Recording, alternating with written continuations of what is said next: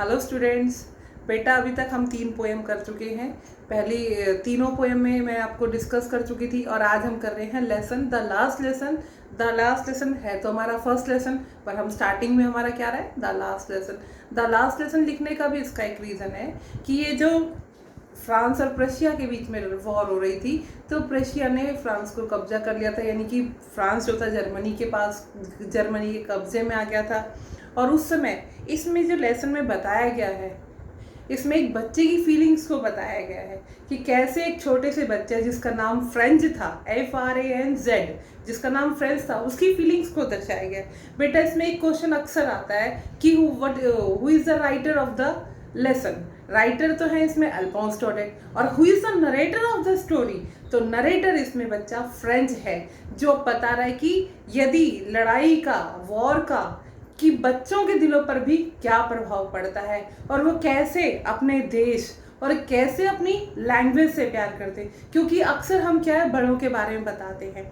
तो इस long question में बेटा मैंने कोशिश की है कि मैं आपको थोड़ा सा बता सकूं डीप में, लेकिन डीप में तो हम नहीं जा पाएंगे क्योंकि लॉन्ग क्वेश्चन में मैं जो भी क्वेश्चंस आपको करा रही हूँ, उन क्वेश्चन से मेरी कोशिश ये है कि सारे मैं आपको 95% वही क्वेश्चन कराऊंगी जो बोर्ड में आ रखे हैं या आने के जिनके चांसेस हैं। तो अगर आप में से कोई बच्चा ये चाहता है कि हमें लेसन का पूरा जानना चाहते हैं या उसके बारे में शॉर्ट क्वेश्चन जानना चाहते हैं, तो आप मेरे चैनल पर मुझसे कमेंट में लिखो या मुझे पर्सनल नंबर पर मैसेज भी कर सकते हो। ये क्वेश्चन क्या है, ये क्वेश्चन बेटा मैं आपको बताना चाहती हूँ कि तो फर्स्ट है आपका द लास्ट लेसन और इसके राइटर है अल्फोंस डॉडेट। क्वेश्चन है write a brief character sketch of M Hamel. बेटे इसमें टीचर है मिस्टर हैमल, जो करेक्टर है वो दो ही करेक्टर है इसमें, एक तो हैमल का है और दूसरा है फ्रेंच का। फ्रेंच एक बच्चा है और हैमल टीचर है। हैमल क्या चाहता था और वो उन्होंने क्या किया उस दिन लास्ट डे। तो ये लेसन जो था वो लास्ट डे अपने बच्चों को क्या सिखाना चाहते थे, क्योंकि उस दिन के बाद से वहाँ पर जर्मनी भाषा पढ़ाई जाने वाली थी। तो ये उनका एक्सप्लेनेशन है कि right a brief character sketch of mister हैमल और राइट ए थीम और समरी ऑफ द स्टोरी। चाहे आप इसको थीम भी कह लो या summary of the last lesson भी कह सकते हो। तो मैं अब आंसर स्टार्ट करती हूँ।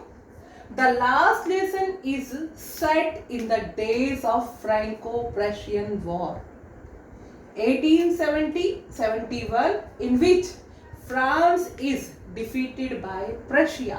यानी the last lesson is set, जब इसको लिखा गया था लास्ट लेसन को, जब फ्रांस और प्रशिया के बीच में वॉर हो रही थी, और वो टाइम पीरियड था 1871 के टाइम पीरियड में ये लेसन लिखा गया था, जिसमें क्या हुआ था, फ्रांस जो था डिफीटेड हो गया था, प्रशिया से हार गया था।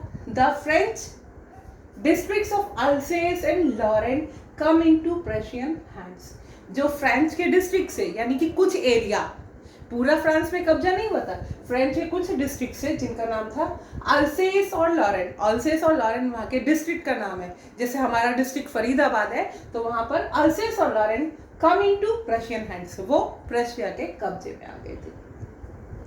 The teaching of French is disallowed in schools of this district. The teaching of French, तो फ्रेंच भाषा की जो टीचिंग थी वो डिसअलाउ कर दी गई थी, मना कर दी गई थी, और इन schools of this district, in districts के स्कूलों में।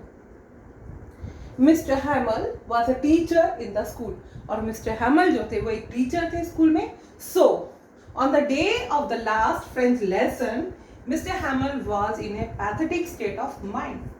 तो जिस दिन ये लास्ट फ्रेंच लेसन था, उस दिन उनका, ये क्योंकि स्कूल का लास्ट डे था तो उनका फ्रेंच भाषा का भी लास्ट लेसन था, तो mister Hamel was in A pathetic, यानी कि उनकी जो अवस्था थी उसमें बहुत ज़्यादा दयनीय भाव भरा था। उनकी अवस्था का हम एक्सप्लेन नहीं कर सकते या हम वर्णन नहीं कर सकते। He had been transferred and gave his last lesson to his students with as much devotion and sincerity. उनका ट्रांसफर हो गया था and gave his last lesson, और वो अपना लास्ट लेसन दे रहे थे अपने विद्यार्थियों को विद एज मच डिवोशन, पूरी डिवोशन के साथ, पूरी कर्तव्यनिष्ठा के साथ और सिंसियरिटी और धैर्यता के साथ अपना उन्होंने अंतिम ये लेसन दिया था। French was the narrator of the story. और फ्रेंच जो है इस स्टोरी का नरेटर है, and the student of mister हैमल, और वो मिस्टर हैमल का स्टूडेंट था। He didn't scold French, sorry mister हैमल, sorry ये ही जो है मिस्टर हैमल को डिनोट करता है। ही डिडंट स्कॉल्ड फ्रेंच, इन्होंने फ्रेंच को डांटा नहीं, for not reciting, reciting means सुनाया नहीं था उसने, द रूल्स ऑफ पार्टिसिपल्स, उसने पार्टिसिपल्स के रूल्स उसके सर ने या मिस्टर हैमल ने पूछे थे, वो नहीं सुनाया था, तो मिस्टर हैमल ने उस दिन बिल्कुल भी उसे डांटा नहीं।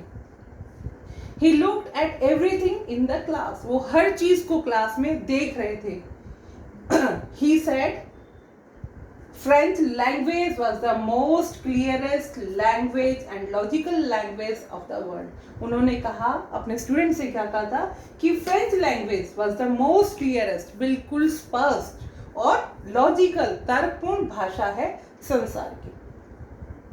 All at sudden, अचानक ही, the church clock struck 12, घड़ी ने 12 बजा दिए। मिस्टर हैमल stood up, मिस्टर हैमल खड़े हो गए, and began to say, और उन्होंने कुछ कहना चाहा, but he couldn't go on, लेकिन वो कंटिन्यू नहीं कर पाए, वो आगे बोल नहीं पाए। so he wrote on the blackboard as large as he could, तो उन्होंने बड़े बड़े अक्षरों में, जितने बड़े अक्षर में वो लिख सकते थे, उन्होंने ब्लैक बोर्ड पे लिखा, long life France, means France जिंदाबाद, what a great patriot mister Hamel was, कितने देशभक्त मिस्टर हैमल, ये उन्होंने इसमें बताया है इस कहानी में। एक्चुअल बेटा ये हमने इसमें ना तो हम लेसन की पूरी समरी ले पाए हैं, पर हाँ मिस्टर हैमल के करेक्टर की कुछ बातें हम बता पाए हैं। यदि इसके बारे में और कुछ जानना चाहते हो तो आप मुझसे अगली स्टोरी में या आप मुझे कमेंट्स में लिख कर भेजो, तो मैं आपको उसके बारे में एक्सप्लेन कर दूंगी। Till then bye bye.